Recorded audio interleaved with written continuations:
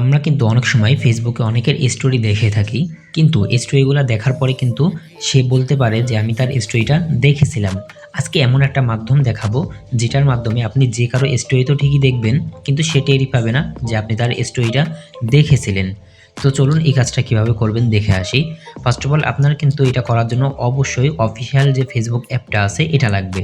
তো এটা ওপেন করে দেবেন। এবার আপনি যে স্টোরিটা দেখতে যাচ্ছেন সেই স্টোরিটা এখানে বের করবেন। মনে করেন আপনি এই স্টোরিটা দেখতে যাচ্ছেন, তাহলে আপনারা তার আগের বা তার পরের স্টোরিটাই ক্লিক করবেন। ধরুন আমি তার পরের স্টোরিটাই ক্লিক করতেছি।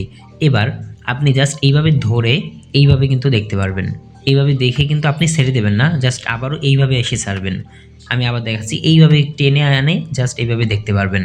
দেখে কিন্তু আবার এইভাবে এসে তারপরে ছাড়বেন। তাহলে কিন্তু সে বুঝতে পারবে না যে আপনি তার স্টোরিটা দেখেছিলেন। তো এইভাবেই কিন্তু আপনারা যে কারো স্টোরি দেখতে পারবেন, সে টেরই পাবে না।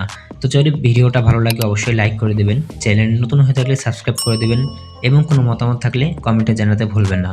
ধন্যবাদ।